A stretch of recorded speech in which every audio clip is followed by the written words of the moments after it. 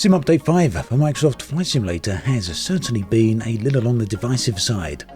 Whilst it delivered some great new content, gave some huge performance increases, and also finally made the sim available on Xbox, it also came with more than its fair share of problems.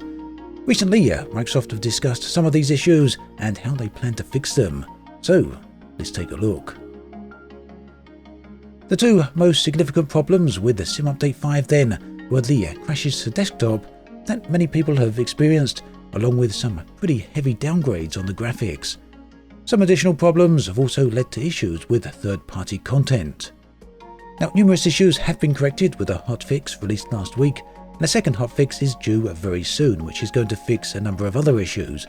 Meanwhile, a few other problems need longer-term work and will have to wait until World Update 6 on the 24th of August. So let's take a deeper look at some of the problems, starting with the graphics. Now, in a previous video, I highlighted a couple of these graphical issues. The first was the blurring of ground textures from high altitudes. The second was pop-in. Generally speaking, the pop-in happens in two forms. One of these is when things move off into the distance or come closer to the screen. These just then pop in or out of existence. The other occurrence is when objects get too close to the edge of the screen. Now, Microsoft have said this tends to happen when the camera moves too fast, but you can see it happening right here despite me moving the screen very slowly. They're the mountains at the bottom of the screen. So the pop-ins have to do with changes that Aerosoft have made to the sim. Essentially, any unneeded objects that apparently are not viewable on the screen get removed. This is known as culling and is a great way to increase performance, and it's certainly done a very good job as indicated by the improved frame rate that many people have received. It's also one of the ways that Aerosoft have managed to get the sim working on the Xbox. So the short of it is that the sim will be staying this way. However, a new graphics option is going to be added for PC users. The new option will allow simmers to increase the off-screen scenery cache-in. The more that is cached, the less pop-in there will be. This will obviously come at a performance cost, however it will give the option to return a level of detail back to previous levels. This feature then will be added into Flight Simulator on the 24th of August with World Update 6. Low-resolution ground textures were entirely unintended, it turns out. This came from a bug that was introduced with fixing tree draw distance. The low-resolution textures will be fixed with an upcoming hotfix, and the screenshots you can see as we talk show exactly how this is going to look, and yet you can see the detail here is pretty spectacular to say the least. And in case you're wondering whether or not this is actually a big improvement, Microsoft have confirmed yes, this will actually improve things way beyond what we had in the Sim Update 4. Moving on to other graphical issues, some of you may have noticed all of the scenes within the sim are now generally washed out in terms of colour. For me, they look overexposed. I would kind of term it as this is very noticeable, very obvious when it comes to any white objects such as clouds and planes. So it turns out this all occurred due to Aerosoft trying to improve the appearance of clouds. I guess it didn't quite work out as the clouds don't really look quite as good as they used to, and a lot of this is down to the oversaturated or overexposed colours, something that is going to be fixed in the upcoming hotfix, and that hotfix incidentally should be released in the next few days. Now, moving on to crashes, Microsoft very briefly really talked about crashes to desktop that have been widely experienced by a lot of simmers. Unfortunately, they didn't really give any new information on this, or at least not a whole lot of new information, and simply stated that all of these issues are being investigated. So whilst it's likely some may be fixed with the upcoming hotfix, several of these fixes Microsoft say are planned for being addressed in World Update 6.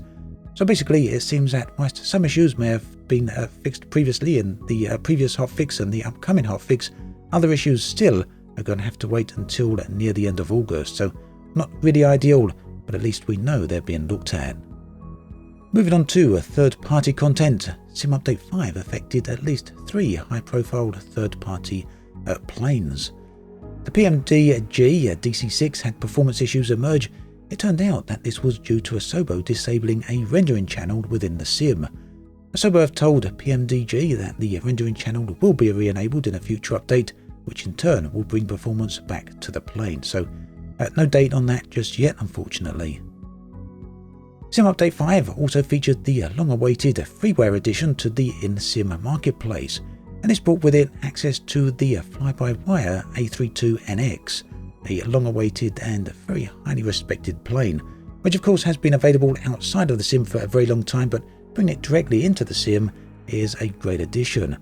However, some changes to the way Sim Update 5 works had caused some problems with the A32NX, various problems in fact, which some involved crashes to desktop. With no way to quickly fix this, Fly-by-Wire were left with no choice but to temporarily pull the plane from the marketplace. It will return once the issues are resolved. Meanwhile, a new stable build of the plane can still be downloaded directly from Fly-by-Wire's website. So effectively, this isn't available in Sim at the moment, but you can still get it from their website. So do have a look at the links in the video description if you want access to that. Meanwhile, Aerosoft's CRJ also experienced a number of problems, which included a few visual issues as well as trouble with the airspeed indicator. So Aerosoft have managed to fix the visual issues themselves, whilst they needed Asobo's help to actually fix the problems with the SDK, which were causing problems with the airspeed indicator. So Aerosoft have said that all of these fixes should be rolling out very, very soon. In other Aerosoft news, Sim Update 5 also broke development of their new Simple Traffic project. Aerosoft have essentially stated that the project has effectively been wrecked by the latest update. The problem has been caused by changes in how Sim Update 5 handles AI traffic. Some of this has now been encrypted by Asobo, meaning that Aerosoft have no way to access the necessary files to perform the tasks they need. Whilst this is definitely a significant blow, Aerosoft have said they will continue to explore ways to try and continue with the project, so hopefully we'll hear more on that over the upcoming days and weeks.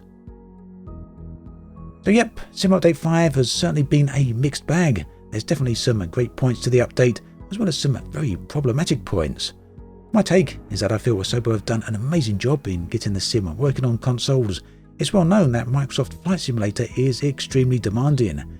Its great performance on the Xbox Series S then is no small achievement, and meanwhile it looks absolutely amazing on the Xbox Series X. Yet it is without a doubt that the update has come with some pretty big setbacks. The issues that many initially felt were graphical downgrades have turned out to be a mixture of bugs, unintended changes, along with, yes, a few downgrades indeed.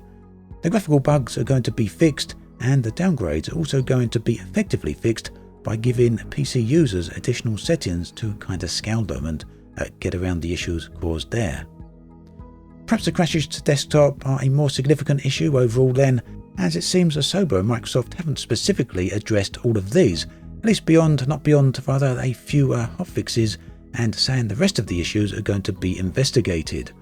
Waiting until the end of August for some of these fixes, some of these game-breaking fixes, is certainly going to be a bit of a problem for some people, and is certainly a long wait.